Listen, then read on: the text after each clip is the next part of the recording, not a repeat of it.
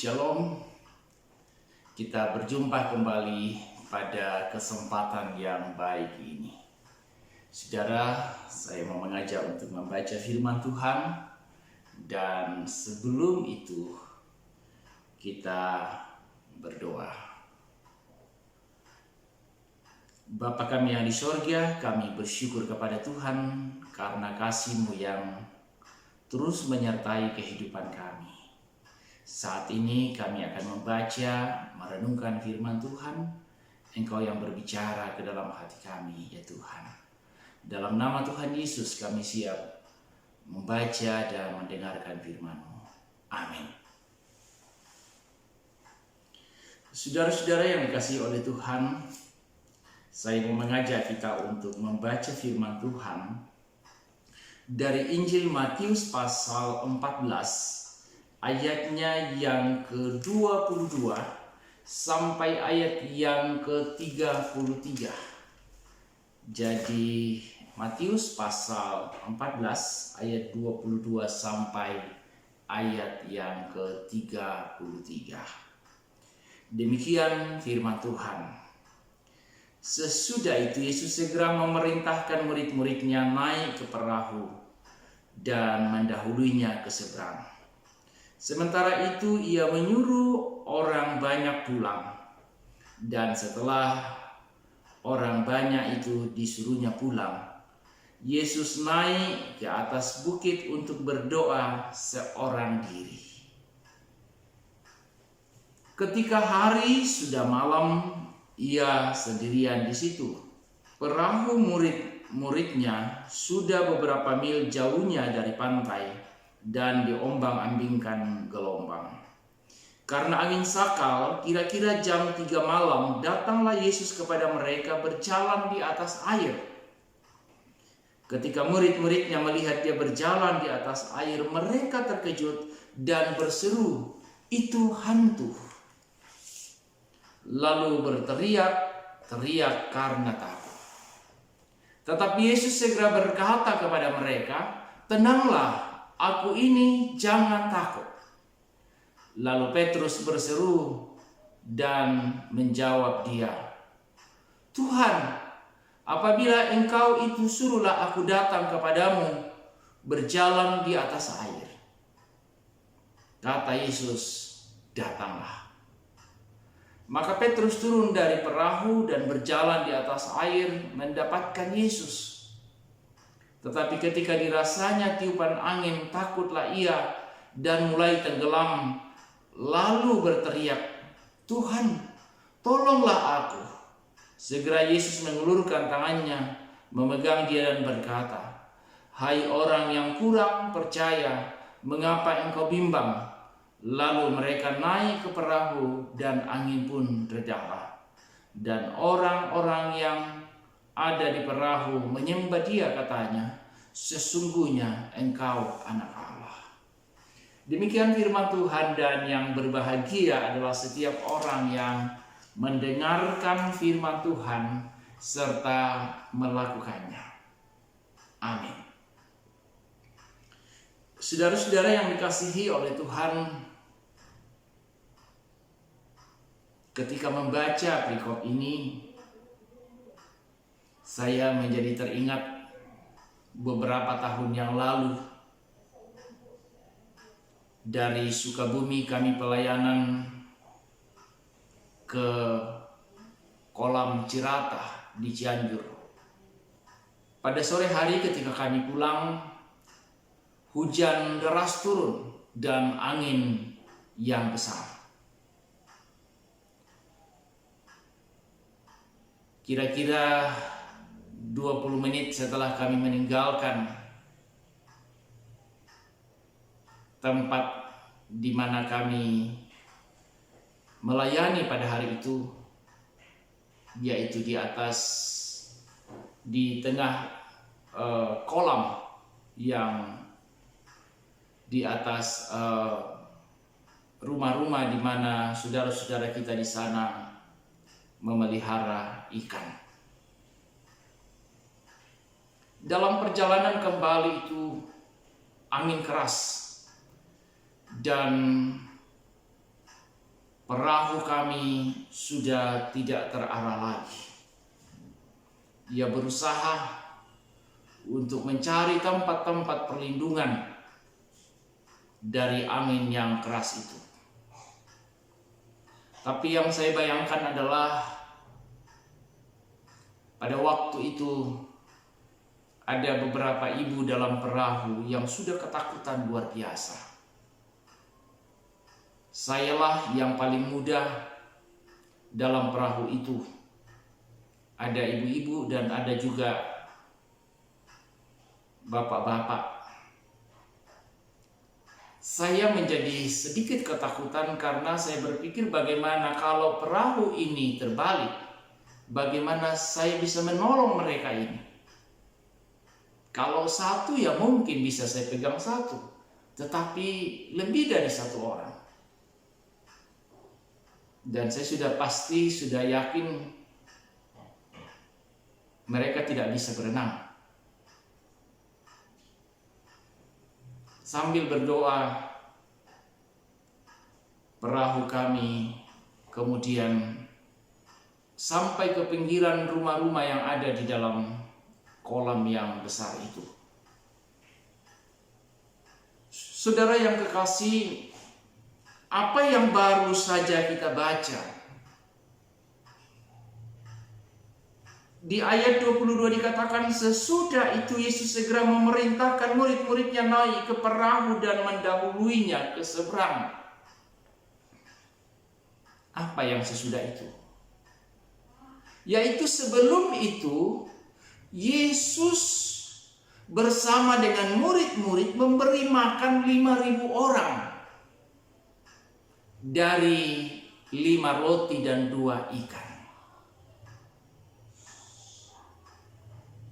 5 roti dan 2 ikan.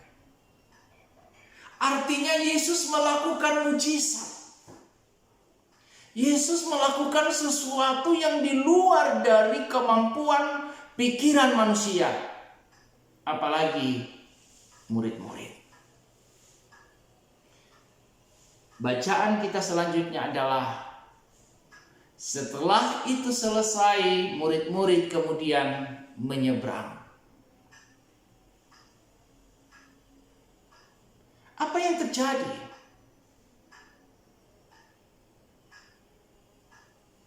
Mereka kemudian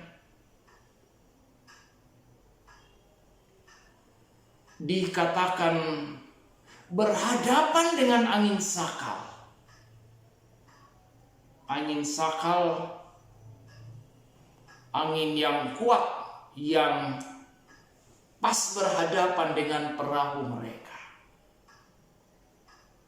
Sewajarnya mereka ketakutan. Sebab tentulah perahu mereka pada waktu itu belum bermesin. Mereka berusaha mendayung perahunya untuk sampai ke tujuan. Dan dalam hal itu, Yesus kembali datang dan berjalan di atas air. Sudah gelombang datang, sudah angin yang keras datang menggoncang kapal mereka. Lalu mereka melihat ada sosok di atas air, berjalan di atas air. Mereka semakin ketakutan dan mereka mengatakan itu hantu. Namun Yesus mengatakan tidak.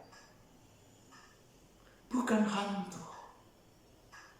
Aku ini, jangan takut. Suara itu sangat dikenali oleh Petrus. Sehingga ketika Petrus mendengarkan itu, ia dengan begitu yakinnya meminta kepada Yesus, kalau engkau itu, bolehkah aku datang kepadamu berjalan di atas air? Petrus mendengarkan jawaban Tuhan Yesus, datanglah. Ia keluar dari perahu. Ia melangkah ke arah di mana Yesus berdiri. Langkah pertama, rasanya air itu seperti tanah yang keras. Langkah kedua, langkah ketiga, ketika hampir semakin dekat, ia mulai menyadari. Ketika ia merasakan angin yang deras datang, dan mungkin mulai menyadari di bawah ini dalam, mulai kehilangan pengharapan, maka ia jatuh ke dalam air, dan di sana ada Yesus yang meraih tangannya. Saudara-saudara yang kekasih dalam Tuhan, perjalanan hidup yang normal itu jatuh bangun. Tapi ada satu hal yang kita baca hari ini yang meyakinkan kita bahwa Tuhan itu hadir di setiap kehidupan kita. Tuhan itu hadir dalam setiap pergumulan hidup kita. Ketika murid-murid kebingungan bagaimana memberi makan kepada 5.000 orang, Yesus meminta mereka, "Apa yang ada pada kamu?" Jawabnya, "Hanya ada 5 roti dan 2 ekor ikan."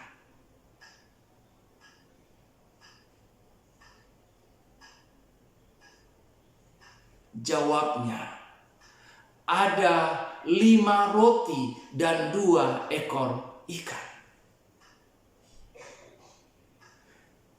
Yesus mengambil dan mengucap syukur kepada Bapa, dibagikan kepada 5.000 orang dan cukup. Apa yang saya mau katakan saudara-saudara adalah bahwa di dalam setiap krisis kehidupan yang kita alami, sesungguhnya Allah hadir. Sesungguhnya Tuhan bekerja. Persoalannya adalah, adakah kita terus memelihara relasi itu dengan Allah, membangun relasi itu dengan Allah, yang selalu meyakinkan kita bahwa dalam keadaan yang tidak berdaya sekalipun, Ia akan memberikan solusi. Itu yang dialami. Dan baru saja beberapa jam setelah itu terjadi, ketika kapal mereka hampir tenggelam oleh karena angin yang keras itu, Petrus kehilangan pengharapan. Itulah kehidupan. Kehidupan manusia yang kadang-kadang memasuki saat-saat yang jenuh. Yang kadang-kadang ketika dalam pergumulan yang hebat, yang cukup panjang, kita akan merasa Tuhan tinggalkan kita. Padahal di hadapannya Yesus berdiri menunggunya di sana. Sambil berjalan ke sana dengan keyakinan di awal, tapi perlahan-lahan ia mulai kehilangan pengharapan. Yesus meraih tangannya dan menegur dia.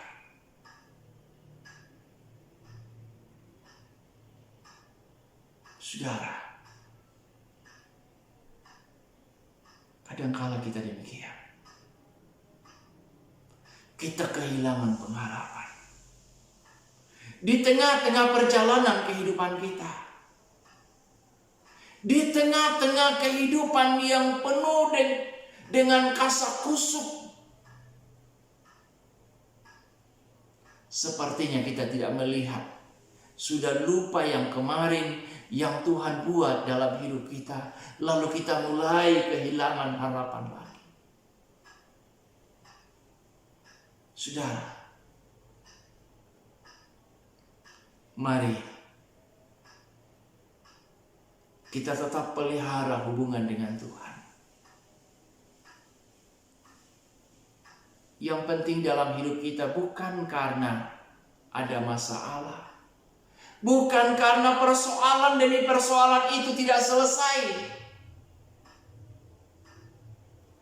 tetapi yang masalah adalah ketika dalam pergumulan itu kita kehilangan pengharapan. kita tidak yakin lagi bahwa Tuhan ada menolong kita. Karena itu, dengarkanlah suara Tuhan. Kata Yesus, ini aku. Ini. Kata Yesus, aku ini. Datanglah. Ia akan selalu berkata di setiap waktu, di setiap perjalanan hidup, di setiap pergumulan hidup. Yesus selalu terbuka dan berkata, aku ini, datanglah.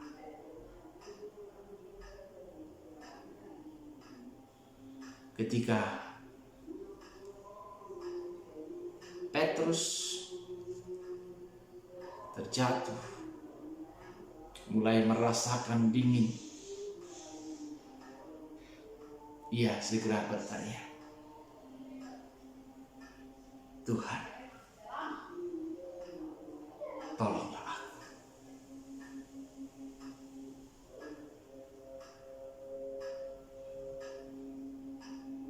Pelajaran berharga buat kita,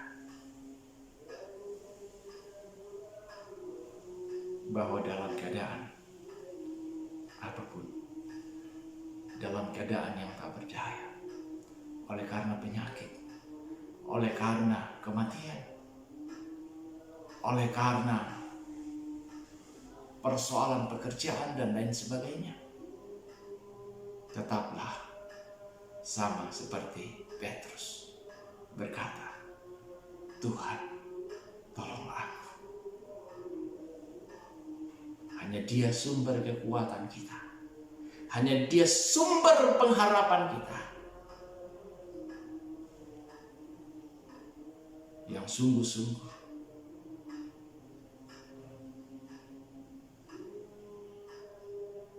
yang kita andalkan dalam hidup. Tidak ada kekuatan daripada itu yang dapat menandingi kekuatan yang dimiliki oleh Tuhan, yang terus hadir di setiap kehidupan kita. Percayakah saudara akan itu? Amin. Mari kita berdoa. Bapa di sorga, terima kasih Tuhan untuk firman-Mu yang kami baca, yang kami renungkan pada saat ini. Tuhan, mampukanlah kami untuk mengerti kehendak-Mu dalam hidup kami. Mampukan kami untuk terus berserah kepada-Mu.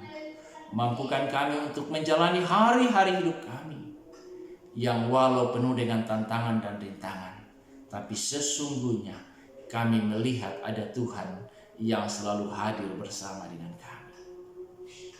Tolonglah kami ya Bapa untuk terus menjaga hidup kami, supaya kami hidup dalam kebenaran Tuhan.